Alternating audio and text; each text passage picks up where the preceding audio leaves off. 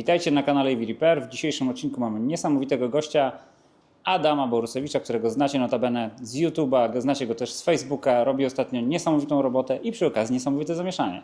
Także wielkie dzięki, Adam, że wpadłeś. Cześć, witajcie. I chcieliśmy z Adamem porozmawiać na tematy związane z jego pasją i z tym, jak on rozwija swój kanał i z tym, czym w ogóle się w życiu zajmuje.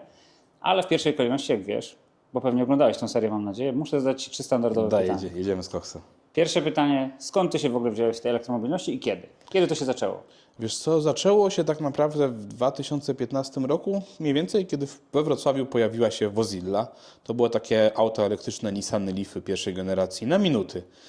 Że ja jestem człowiekiem, który uwielbia ciszę, komfort i płynność jazdy, więc jak zobaczyłem auto elektryczne, że mogę na minutę spróbować, no to dawaj, aplikacja, jazda.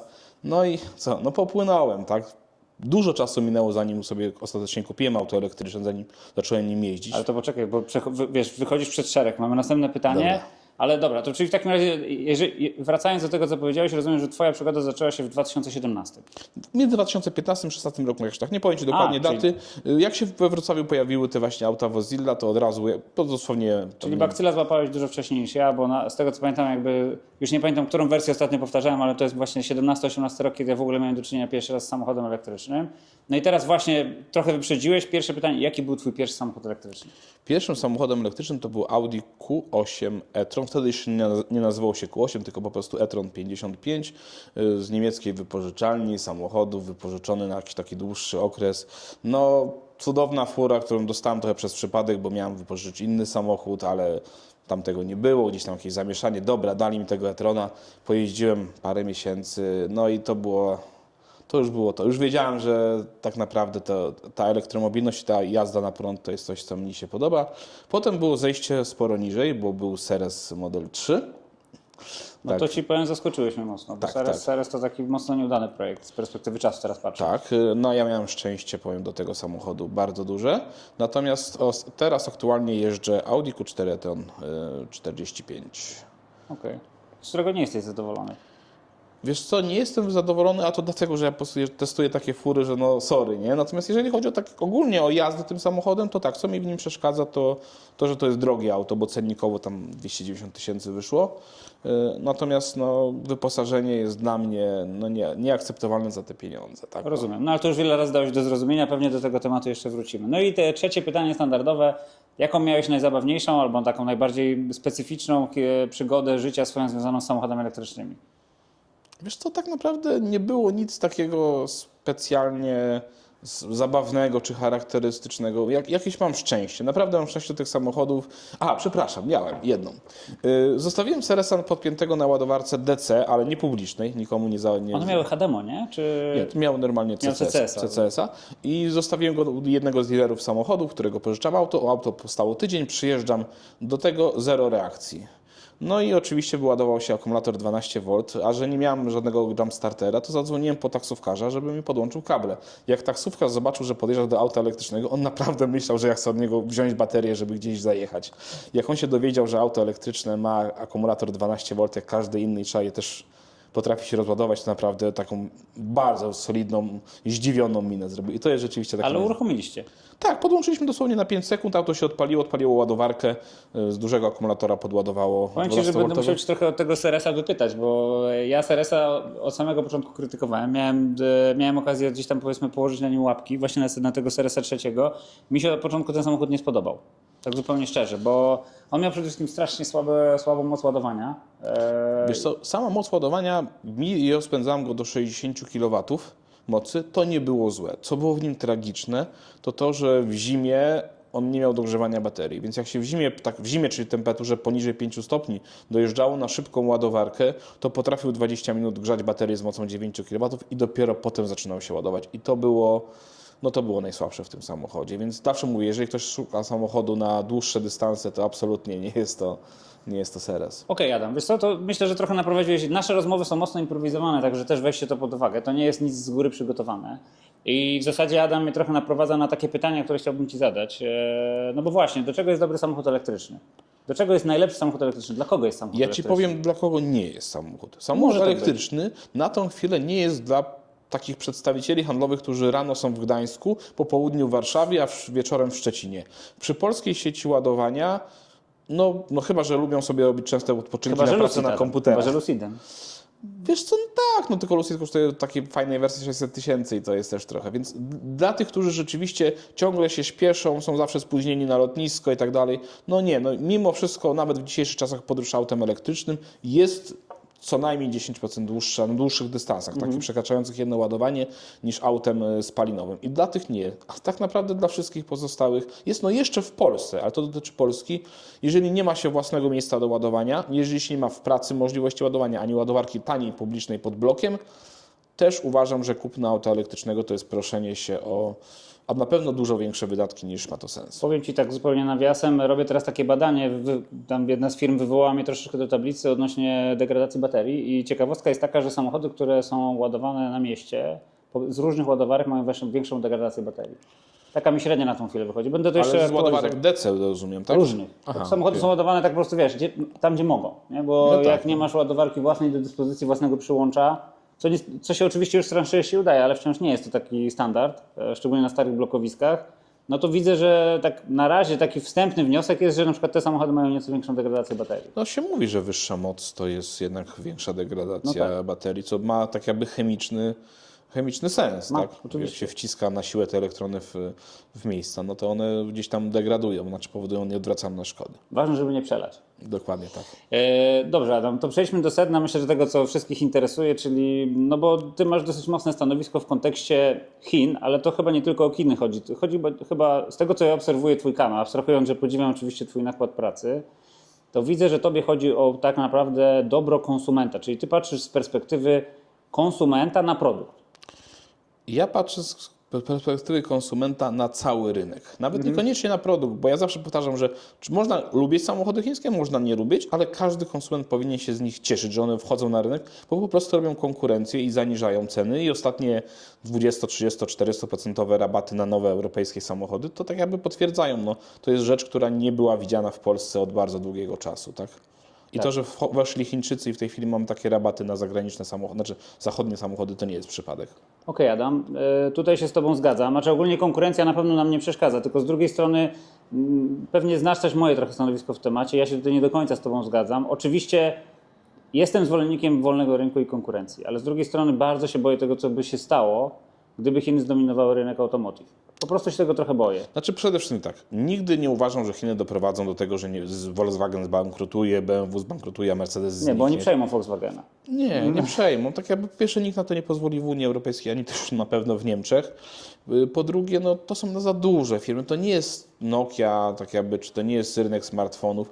I ci producenci się obronią. Zresztą nie wiem, no ostatnio nowe BMW i X3 pokazuje, No tak. że jak się producenci wezmą w garść i naprawdę zaczną pracować, no to rzeczywiście jest tak jakby wynik tego. Jest jakiś progres, tak. Tak, i mam paru ludzi, którzy pracują na przykład albo w samym Volkswagenie, albo w tej ich spółce do programowania CARIAD i tam jest po prostu jedno, naprawdę tam się wszyscy wzięli nagle do roboty, bo poczuli ten oddech konkurencji. A zakładając taką, to co powiedziałeś, że nie wiem, europejski rynek motoryzacyjny znika, są sami Chińczycy i wszyscy mówią tak, bo Chińczycy podniosą nam ceny i dopiero wtedy. Zapominają o jednym. Chińczycy najbardziej konkurują z innymi Chińczykami i na przykład rynek paneli, to samo się mówi o panelach fotowoltaicznych, że jak Chińczycy przejmą cały rynek, to panele będą kosztować majątek, będzie konkurencji. Chińczycy przejęli cały rynek, praktycznie nie ma, Europa nie produkuje paneli, a ceny spadają cały czas, bo sami Chińczycy konkurują z innymi Chińczykami, nie? Tak, Adam, i nie. To są dwie rzeczy, to są jakby dwa aspekty tego samego zjawiska. Tutaj się częściowo z Tobą zgadzam, że w ogóle największa konkurencja i najbardziej zjadliwa jest stricte na chińskim rynku.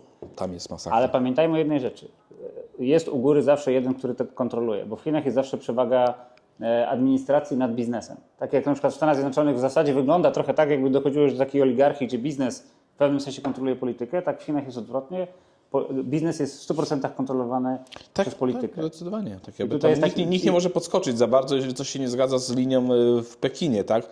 I ja zawsze to podkreślam, że to, co by nie mówić, to dalej Europa jest najcudowniejszym miejscem do życia. Poza pogodą, chyba że na południe Europy. No to zależy, która część, masz rację. Tak, ale generalnie chociaż Chiny też mają wbrew pozorom dużo takiej dbałości o ten cały człowieka, takiego wbrew pozorom pojedynczego człowieka. Oni też zapewniają mu trochę więcej jakby nie wiem, czy bezpieczeństwa to jest złe słowo może, ale wbrew pozorom swobody, nie? To tak jakby, ale to abstrahując od polityki. Co do chińskich samochodów, tak, konkurencja w Chinach jest najbardziej taka zjadliwa i to, co powiedział, zjadliwa w sensie takim nie do zjedzenia. Agresywna, tak. I to można popatrzeć nawet nie tyle po tym, że samochody w Chinach są tańsze, ile po tak jakby statystyce cen. W tej chwili w Chinach samochody są tańsze niż w 2019 roku. W Polsce, pomimo ostatnich rabatów, dalej są o 20, 30, 40%. Ale to musisz wziąć pod uwagę jeszcze inne zmienne, typu na przykład wiesz, inflacja i tego typu historie. To też pamiętaj, że w Chinach jakby pieniądze są inaczej. W Chinach się inaczej zarządza wartością pieniądza niż u nas. U nas pieniądz jest wystawiony jednak na wolny rynek, w Chinach niekoniecznie. Wiesz Tutaj co? ustala, wiesz, pierwszy sekretarz ustala, jak to wygląda. No tak, tylko z drugiej strony sam rząd chiński już zaczyna walczyć z tymi obniżkami cen, więc to też to nie jest tak, że oni tam kontrolują każdą cenę. Natomiast rzeczywiście producenci dużo szybciej przekładają na przykład spadek cen baterii na ceny samochodów coraz niższe niż w Polsce czy w Europie, gdzie dlaczego? Bo nie oszukujmy się, nie było konkurencji. Tak naprawdę były 3-4 duże koncerny motoryzacyjne w Europie i jakieś tam parę drobniejszych marek. Co więcej, od 2000 roku, kiedy skończyło się takie wejście Kia, Hyundai do Europy, do 2019, kiedy Tesla weszła do Europy, nie pojawił się w Europie żaden poważny producent nowych samochodów. Raczej dochodziło do konsolidacji, nie? Na przykład Stellantis, te wszystkie połączenia Opla i tak dalej. Raczej się ilość zmniejszała. No ilość się zmniejszała się konkurencja. No mamy jakieś tam Ineosy, no to jest taka, wiesz, taki plankton, że tak powiem, tak? W Stanach wygląda to trochę lepiej, bo w Stanach pojawiła się Tesla, pojawił się Lucid, pojawił się Rivian, tak? To są takie nowe. Natomiast w Chinach, jak się policzy tych nowych producentów, no to chociażby, nie wiem, Xiaomi, tak? Które zrobiło potężne zamieszanie, Xpeng, NIO. Jest dużo takich nowo powstałych marek, które już wyrosły na producentów, którzy produkują, nie wiem, po 500 000 samochodów rocznie. I także to napędziło w konkurencję, bo ludzie mają co do chińskich samochodów jedną taką według mnie złą cechę. Oni mówią, bo chińskie samochody są takie, a chińskie samochody są takie. Chińskie samochody, słuchajcie, są każde. Od małych do dużych, od bardzo fajnych jakościowo, po takich, że słuchajcie, naprawdę rozsypują się w rękach. Od tanich, po drogie, ładnie wykonanych, nowoczesnych, starych, znaczy przestarzałych, nie starych. Tam naprawdę jest po prostu wszystkie modele, nie wiem, minivany, które właściwie w Europie zniknęły. Tak. No to tam się dalej produkuje. I dostawczaki małe, no tego jest naprawdę dużo, ale tam jest, wiesz, rozpiętość chińskiego rynku i jego głód produktu jest zupełnie inny niż to, co mamy w Europie. Mamy już taki dosyć dojrzały rynek i można powiedzieć, saturacja w ogóle w Europie, jeżeli chodzi o, wiesz, o dostępność samochodu, jest dużo inna. Czytałem takie dane, nie wiem na ile one są w tej chwili już prawdziwe, że 60% klientów w Chinach którzy kupują nowy samochód, kupuje po raz pierwszy w życiu samochód w ogóle. Dokładnie tak. Więc tam jest taki rynek, który, tak jak mówisz, ma głód produktu. Nie wiem, przykład taki jeden ciekawy samochód Arfox Kaola. Słuchajcie, to jest samochód zaprojektowany dla rodziny z jednym dzieckiem. Ma wszystkie udogodnienia, nie wiem... Że jest strzał w dziesiątkę, wiesz o tym, w Chinach. Matka niesie dziecko na rękach, nie ma jak otworzyć samochodu, to ma specjalne miejsce na podu, tak jak my otwieramy nogą bagażnik, tak samo ona otwiera nogą odsuwane drzwi, żeby wsadzić dziecko. Fotelik dla dziecka obraca się o 90 stopni, żeby tej matce było wygodnie to dziecko ułożyć, a fotelik ma, słuchajcie, jedną taką funkcję mega. Jak dziecko zrobi to, co dziecko lubi robić, to włącza się odsysanie zapachów. Co ty gadasz? Tak, które przez zewnętrzne kanały wyrzuca zapachy na zewnątrz. To najbardziej lubię, pomysłowość. Znaczy nie, to powiem tak, jeżeli chodzi o chińskie możliwości przemysłowe, to ja też wielokrotnie to podkreślałem, że Chińczycy mają je nieskończone, tak? W porównaniu do tego, czym my dysponujemy, no bo oni dysponują całym światowym przemysłem. Oni produkują wszystko. Produkują wszystko i dla nich połączenie doświadczeń z branży IT, z branży odświeżaczy powietrza i wszystkich innych do samochodu nie stanowi żadnego problemu. Poza tym u nich bariery też, wiesz, przejścia z tych technologii są mniejsze. U nas, żeby zrobić coś takiego w samochodzie, to wiesz, ile trzeba zrobić certyfikatów. Jest to też, ale u nas jest, certyfikaty to jedno. Ale ja rozmawiam właśnie z ludźmi w Volkswagenie, którzy mówią, że jak coś należy zmienić w samochodzie, jakąś nową funkcję, to wiesz, to jest pół roku badań marketingowych, paneli, zebrań. Tak. A Chińczycy jak stwierdzili, że trzeba nalepić pasek LEDowy dookoła całego samochodu, żeby się ładnie świecił, to za 2 dni wyjechało to z fabryki. Tak? I to jest, czy to się będzie sprzedawało, czy nie. Oni, pamiętajcie, Chińczycy też nie mają przyzwyczajenia do marek. Volkswagen, ja tak zawsze mówię ten Volkswagen. Nie, no Volkswagena trochę mają, wiesz, no bo ten Volkswagen tam z nimi jest od 40 lat. Tak, ale w sensie takim, że Chińczycy oni są nauczeni różnych brandów. Oni nie mają takiego przyzwyczajenia, że nie wiem, tata kupował Volkswagena i dziadek i wszyscy, no to ja też będę kupować. Czy Opla, czy do Polaków. Tak. tam ludzie są bardzo otwarci na nowe marki, więc nawet jeżeli jakaś marka ma odważne pomysły i jej się to nie powiedzie, to nie ma problemu. Zamknie się markę, otworzy się nową, bo tamta nie wyszła. Tutaj się z Tobą całkowicie zgadzam, że Chiny moim zdaniem mają to superpower, które Europa Zachodnia miała chyba w XIX wieku tak naprawdę, czyli prawdziwy rzeczy kapitalizm. Mimo iż faktycznie jest tam dyktatura i powiedzmy od strony politycznej to jest zarządzane w taki czy nie inny sposób, to od strony biznesowej to jest czysty kapitalizm. Tak.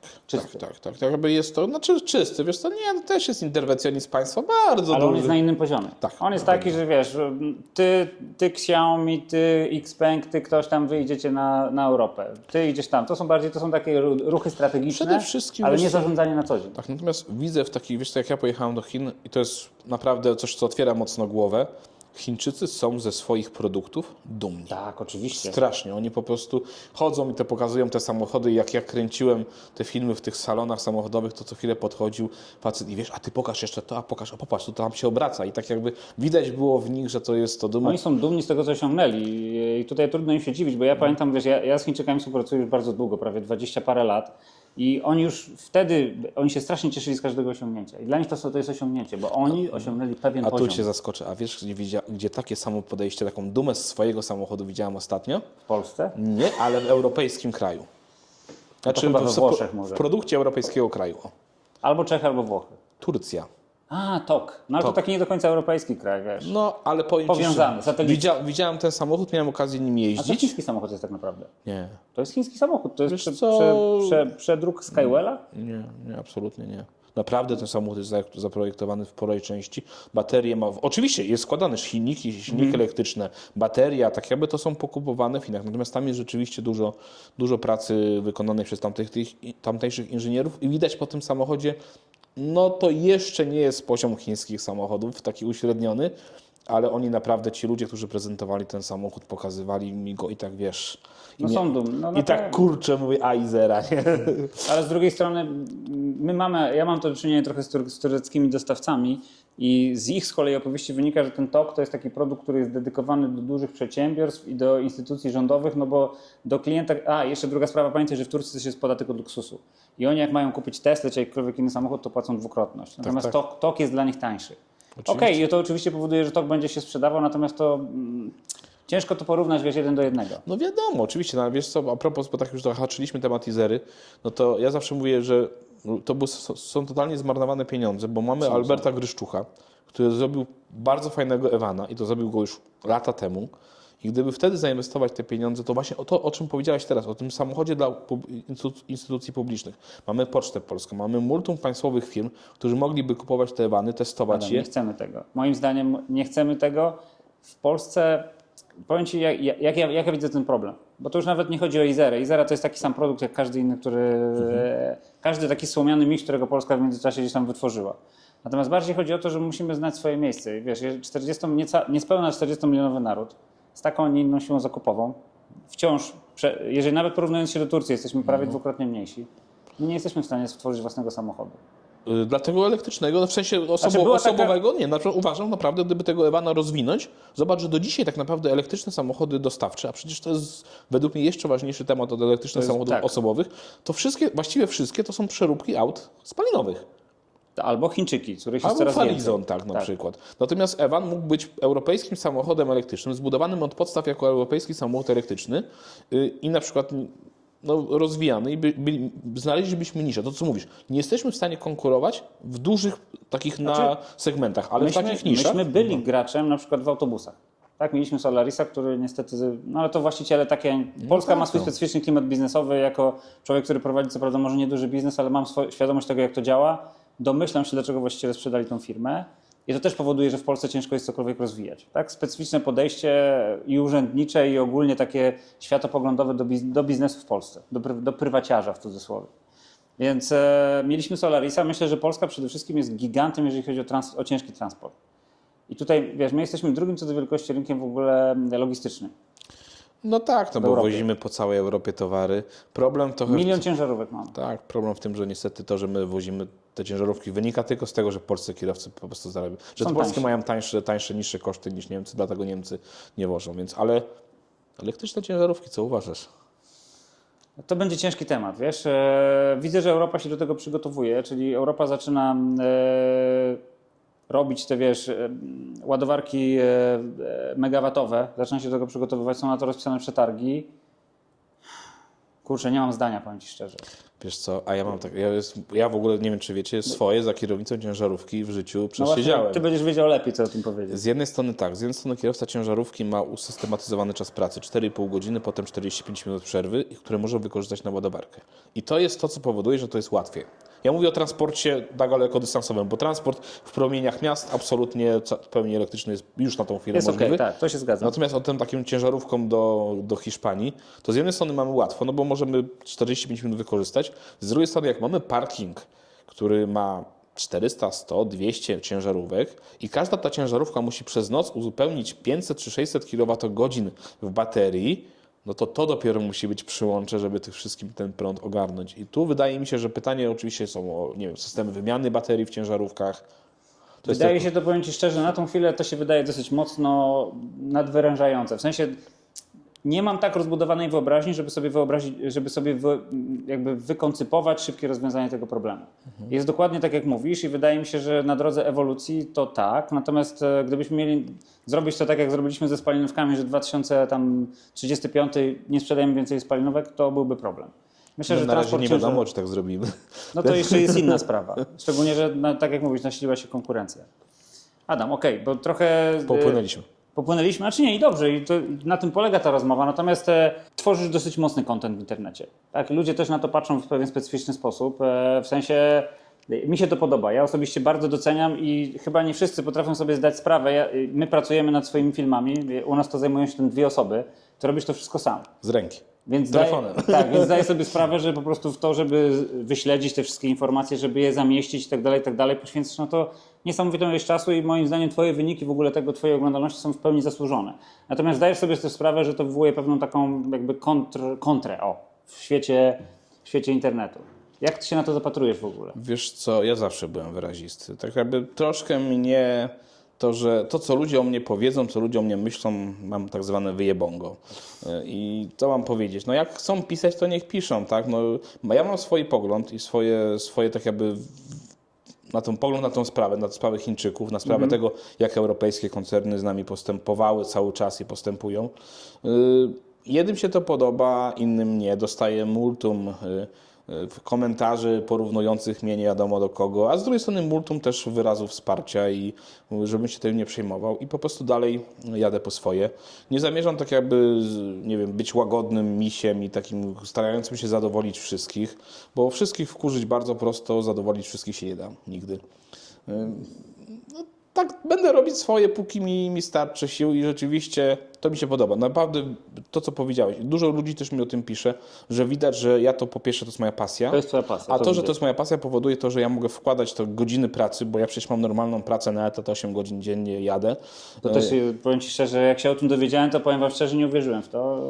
Adam ma normalną pracę i jeszcze oprócz tego tyle kontentu wrzuca do internetu i czasami jest to kontent taki, to nie jest tylko i wyłącznie shorty, chociaż fakt jest taki, że rzeczywiście dosyć dużo takich krótkich wrzucasz materiałów, ale są też filmy. Wiesz to nawet te shorty są powstałe na bazie tej wiedzy, bo ja po prostu lubię czytać, lubię nowinki. Ja się zawsze interesowałem inną motoryzacją. A robisz tłumaczenia z rosyjskiego? Tak, robię, tak. I nawet zapominam wycisnąć. Wiesz co, dla mnie zawsze motoryzacja to nie był Volkswagen, Opel, BMW, to czym się pasjonowali wszyscy. Ja zawsze chciałem mieć Alfa Romeo, potem jak się pojawiły Hyundai Kia, no to te samochody mnie interesowały. Do dzisiaj mój ukochany samochód spalinowy. Czemu Tesla Cię nie interesowała nigdy? A oczywiście Tesla mnie interesowała. Tak? Tak, no za chwilę dojdziemy. Musimy do tego Ale w dojść. ogóle tak, mój ulubiony samochód spalinowy i ten, który naprawdę chciałbym mieć w garażu, to jest Kia Stinger. Dla mnie jest to przecudowne, przepiękne auto i zawsze to były moje samochody. Więc jak się zaczęły chińskie samochody pojawiać w Europie, mówię o tym drugim rzucie, bo ten taki 2000, co tam Brilliance się rozbił o ścianę i tam zabił te manekiny, to tego jakoś trochę tak się z tego też śmiałem. Ale pamiętam, że pracowałem wtedy już w Niemczech i pojechałem się przejechać takim samochodem iWays U6. U5, przepraszam. Potem U6 testowałem. I naprawdę... iWays 5. U5. One bardzo, powiem Ci szczerze, sorry, że Ci wejdę w słowo, bo ja akurat śledziłem te produkty na końcu ich życia. była bardzo solidna wyprzedaż z wypożyczalni później tego samochodu. Tak, dokładnie. Bardzo taka mocna. Natomiast one, pamiętam, że jak one weszły do produkcji, Ale to wyglądały fajnie. one kosztowały chyba 36 tysięcy euro, a wtedy dla porównania podobny ID4 kosztował 45 tysięcy euro. I to była rzeczywiście, ja się przejechałem tym samochodem i ja zrobiłem takie, słuchajcie, to jest naprawdę samochód, który jeździ jak zwykły europejski samochód. Dla mnie to było odkrycie, że jak chiński samochód może jeździć tak jak europejski, tak? Potem ta firma niestety zaliczyła zgona. Zabiły ją, ja rozmawiałem z Polakiem, nie jeden z współtwórców tej firmy był w ogóle Polak. Firma została stworzona przez Chińczyków pracujących dla Volkswagena i zabiło ich brak dostępności chipów. Jak był Tak, bo oni weszli z tym produktem w specyficznym momencie. Dokładnie też. tak. I wtedy oni jako mała fabryka po prostu nie byli w stanie dopchać się do chipów, musieli bardzo podnieść ceny swoich samochodów, bo wszystko kupowali dużo drożej. No ich to zabiło. No szkoda, bardzo fajny samochód. Notabene pierwszy, pamiętam, że też jeszcze u szóstka, jak przyjechałem do Polski, to Daniel Grzyb. Powiem, napisałem, Daniel, chcesz przetestować tak samo, to mówię, jadę. I właśnie wtedy zrobiliśmy wspólny film z Danielem. Tak, to były takie moje początki YouTube'a. I zawsze się interesowałem taką motoryzacją inną. Zawsze też właśnie do tego elektryki. Tesla. Powiedz o Tesli, bo myślę, że tutaj naszych widzów też to może bardzo interesować. Kurczę, dla mnie Tesla jest samochodem, który doceniam za to, co zrobił, za to, jak zrewolucjonizował Marką brambę. chyba, samochód sam sobie, no Tak, to wiesz, marka, różne no, rzeczy, różne miał stopy. Co mi się w Tesli nie podoba? Nie podoba mi się zabieranie różnych rzeczy z samochodu i jeszcze mówienie klientom, że to jest dla ich dobra. Na przykład. Na przykład czujników parkowania, na przykład brak masaży w fotelach, albo A brak... nigdy nie było, nic nie zabrano. Czujniki parkowania były. Ale masaży nie było. No właśnie, jak może nie być w samochodzie za takie pieniądze masaży? No proszę. Dla mnie to są na przykład takie rzeczy właśnie brak... A w Audi masz masaż, przepraszam? Nie, w Audi nie ma masażu No w właśnie. tym. No. Jest na przykład, nie wiem, brak zestawu wskaźników przed kierowcą albo head-up displaya. To są takie rzeczy, które mnie strasznie w tych samochodach bolą. Kiedyś jeszcze mnie bolał bardzo niski komfort, znaczy bardzo niski, bardzo twarde zawieszenia. To jest To zupełnie... się dużo nie zmieniło. Zupełnie W zależności nie od modelu, myślę, że Tesla nadal tutaj, jeżeli chodzi o, no nie jest jakimś liderem komfortu. Tak. Tak jakby to wynika z ich podstawy. Ja tej podstawy nie lubię, tak samo nie lubię tego, że są tak naprawdę dwa modele, bardzo mały wybór, nie wiem, kolorów, takich tapicerki, wnętrza.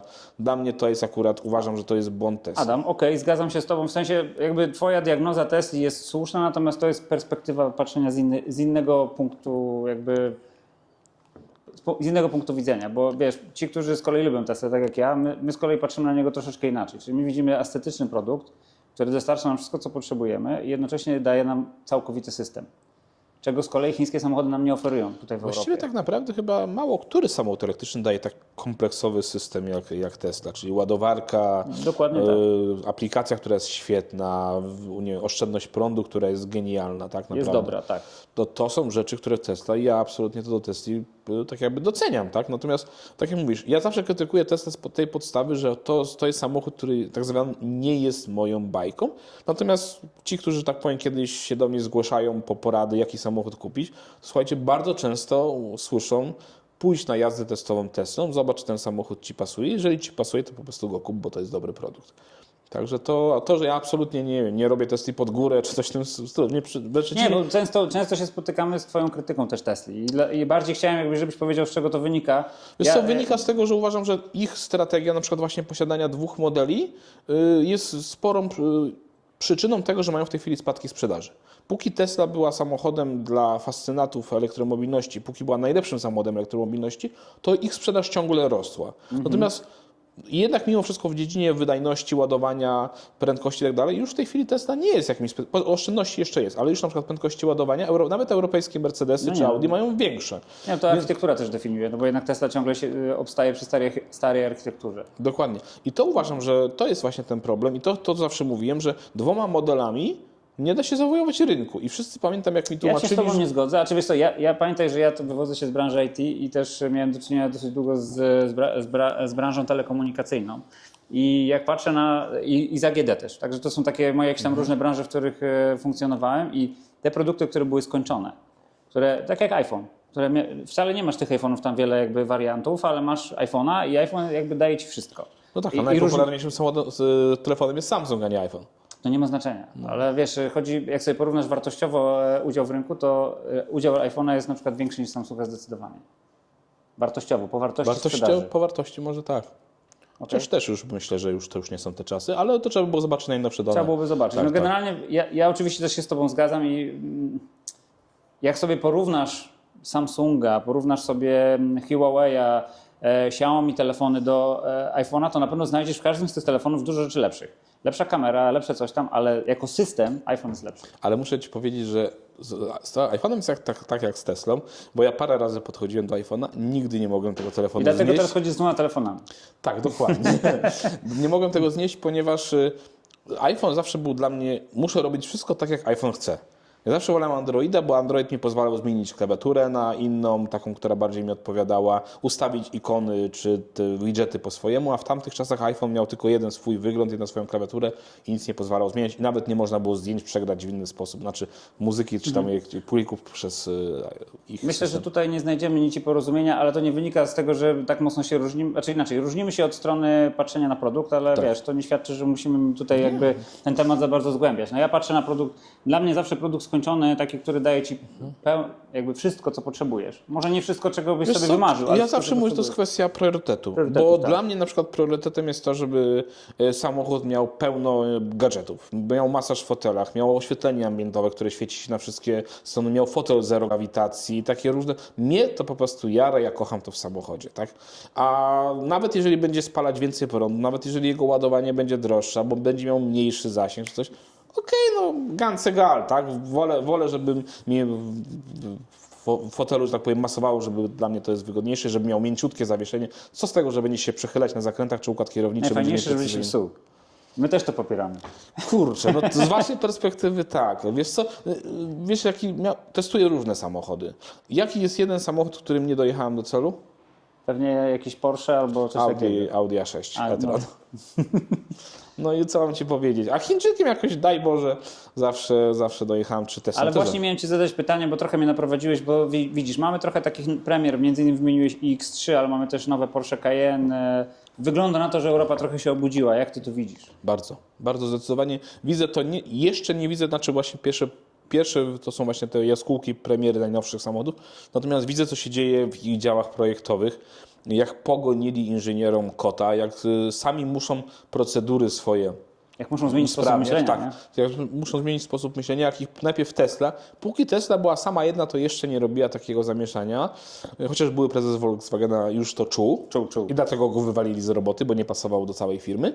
Natomiast myślę, że gdyby on teraz przyszedł do firmy i powiedział, że Chińczycy są takim zagrożeniem, to już by go wszyscy słuchali.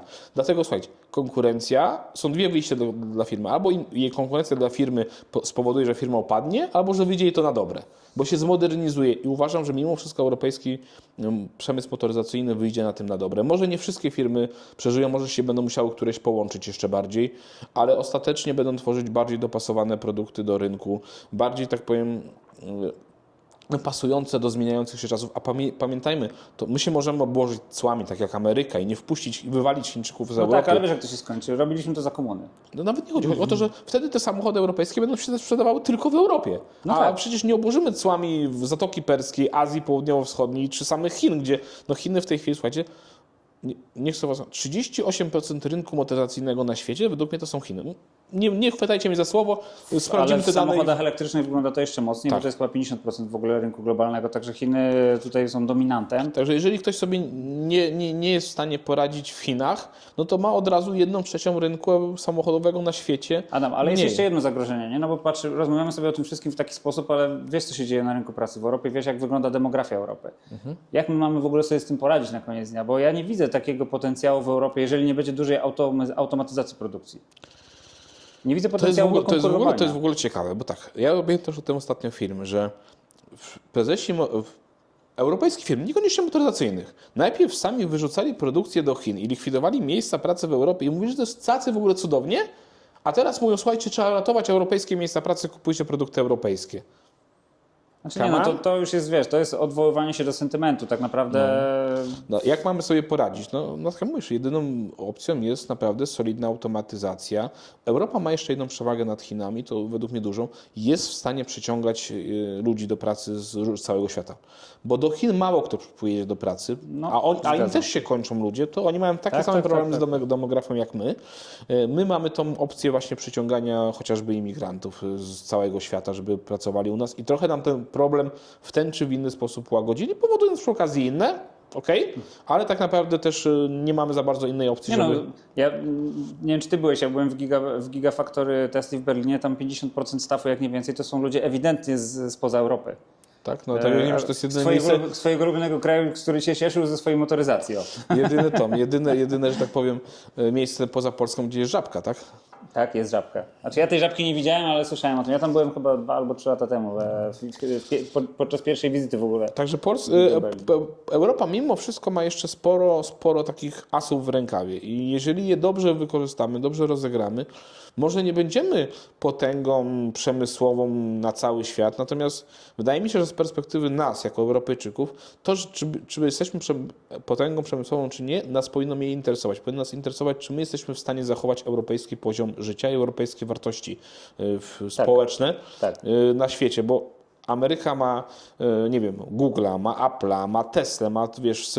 Ameryka jest otoczona dookoła morzem i nie ma wrogów, tak jak no, my. wiesz co, ale też chodzi o to, ma Nvidia, ma po prostu setki firm wycenianych na miliardy czy tam biliony dolarów. Tam mamy plankton. Tylko problem w tym, że jak się pojedzie do Stanów Zjednoczonych i wsiądzie się na przykład w Los Angeles do autobusu, to się widzi tak strasznie schorowanych ludzi, takich, których po prostu nie stać na lekarza. I ja wolę nie mieć tych wszystkich spółek giełdowych, ale jak będę chory, to pójdę do lekarza i nie będę się obawiać, czy mi wystawi rachunek na $100,000. No tak, Adam, ale wiesz, że nie wiem ile masz lat, zakładam, że możesz pamiętać trochę czasy komunizmu w Polsce. Wiesz co, no 8,3 jestem, więc... Słabo. Bardzo. No ja pamiętam i powiem Ci szczerze, ja jakby zawsze próbuję sobie odnieść to do tego, co się działo wtedy i wtedy wszystko było, ale z niczego nie mogłeś skorzystać, bo nie było na to pieniędzy. Ja się obawiam, żebyśmy się do takiego stanu nie doprowadzili w Europie. Nie wiem, nie jestem geopolitykiem, nie stać mnie na, tak powiem, wykonanie tej pracy umysłowej i przeanalizowanie tak setek zmiennych danych, żeby powiedzieć, że jeżeli zrobimy teraz to za 20 lat w Europie będzie dobrze czy ale źle. coś musisz wierzyć. Czy wierzysz w Europę w ogóle? O, może tak. Czy Tak, wierzysz w motoryzację w Europę i w naszą... Wierzę, że mamy tak dużo asów w rękawie jako Europa, jako Unia Europejska. Słuchaj, Elon ostatnio napisał posta, że należy Unię Europejską rozwiązać, bo mu dowaliła karę. No. Nie ma to znaczenia. Chodzi o to, że Rosja atakuje Unię Europejską, chce ją rozbić. Nawet Chinom Unia Europejska nie pasuje, Stanom Zjednoczonym nikomu Unia Europejska nie pasuje i to jest najlepszy argument, żeby ją zostawić. Tak. Że to jest jej siła. Jeżeli wszystkim im psuje biznes, bo każdy by chciał nas skłócić i rozmawiać z każdym państwem osobno, to nie ma takiego projektu na całym świecie, żeby 27 krajów tak totalnie różnych, pomimo tego, jest taki projekt. Jest taki projekt, mało tego, 50 takich krajów się kiedyś połączyło. To były Stany Zjednoczone właśnie. No, to była dokładnie taka sama federalizacja, która później się połączyła w Stany Zjednoczone, które mają rząd federalny. Natomiast my ciągle nie mamy tej czapy odgórnej, która by sterowała. Mnie wkurza narzekanie ludzi na Unię. Ja nie mówię, Unia ma pełno wad, niech się zmodernizuje, niech się zmieni. Ale kurczę, daje nam tyle. No ja mieszkam w Polsce, pracuję w Niemczech. Adam, ja Ci powiem jedną anegdotę, która mnie przekonała do tego, że Unia Europejska to jest jednak dobry projekt. Ja dosyć dużo współpracowałem z Chińczykami, Chińczycy do nas przyjeżdżali. Wiesz co oni przywozili od nas? Mleko dla niemowląt. Bo u nich był gigantyczny skandal, że mleko dla niemowląt zabijało małe dzieci. Nawet tam jakieś kogoś posłali, tak powiem, na górę. Tak. Każdy pomysł jest dobry, żeby zakończyć podcast po 38 minutach, bo wiem, że ludzie już mają trochę do słuchania, a jak my się rozpędzimy, to słuchajcie 2 godziny, to ja Bartkowi też chcę podziękować, bo to, jakie on też mi pokazuje wiedzę z zakresu, bo ja się nie interesuję naprawami samochodu, ja chcę samochodem jeździć, a nie naprawiać. Dlatego lubię oglądać jego filmy, bo on pokazuje te auta od spodu, od tej strony, która mnie trochę nie interesuje, ale w sensie jako użytkownika, tak? Bo ja biorę samochód na 2 lata, a po 2 latach go oddaję, biorę następny. Niech się inni, że tak powiem, martwią o ten samochód. Ale lubię jego filmy za to, że on pokazuje właśnie od strony napraw i też trochę obala szmity. No tak, no wiesz, od tego zaczęliśmy i wiesz, kiedy wszyscy zaczynaliśmy tą przygodę z elektromobilnością i skręceniem materiałów dla świata zewnętrznego, no to chyba wszyscy robiliśmy za jakimś poczuciem misji. Tak, no bo chcieliśmy pokazać, każdy ze swojej oczywiście perspektywy, tą rzeczywistość, tak? Pokazać, dlaczego to robimy, dlaczego uważam, że to jest lepsze, dlaczego chińskie jest lepsze od amerykańskiego, to już jest inna historia, ale wszyscy w zasadzie wierzymy w jedną rzecz, tak? Wierzymy w to, że elektromobilność jest przyszłością motoryzacji. Tak. I Ci powiem teraz najnowsze dane. Dzisiaj przeczytałem z rynku chińskiego. Rok temu w samochodach, u nich mają tak zwaną samochody NFV, czyli hybrydy plug-inowe i auta elektryczne. Podział był prosty. 57% to były auta czysto elektryczne, 43% to były auta hybrydowe z gniazdkiem. Zarówno te Extended Range, jak i... A gdzie spalinowe? A spalinowe to jest tylko 40% rynku ogólnie. Ale jak wygląda w tej chwili podział ten? Ile procent samochodów z gniazdkiem to jest pełne elektryczne, a ile hybrydowe? Pamiętaj, rok temu było to 57 do 43. Nie, no myślę, że z 80% jest elektryków, bo oni 73 mają do tam prikaz 20. w dużych miastach nie mogą już jeździć w ogóle samochodami spalinowymi. Tak, ale mogą kupować albo spalinowe, albo hybrydowe z gniazdkiem, albo elektryki. No i tak jak mówię, jeszcze rok temu było 57 do 43, w tej chwili jest 72 do 20, 73 do 27%. Także I moim zdaniem to jest dobry akcent, żeby zakończyć, bo naprawdę mamy długi materiał. Wielkie dzięki stary za Dzięki. to, że wpadłeś. Wam dziękuję za oglądanie. No i zapraszam do subskrybowania naszego kanału, bo Wasze subskrypcje powodują, że my mamy chęć dalej się rozwijać. I oczywiście zapraszam też na kanał Adama, gdzie możecie się dowiedzieć dużo ciekawostek na temat... i poczytać bardzo ciekawe komentarze. Tak jest. Dziękuję Wam bardzo.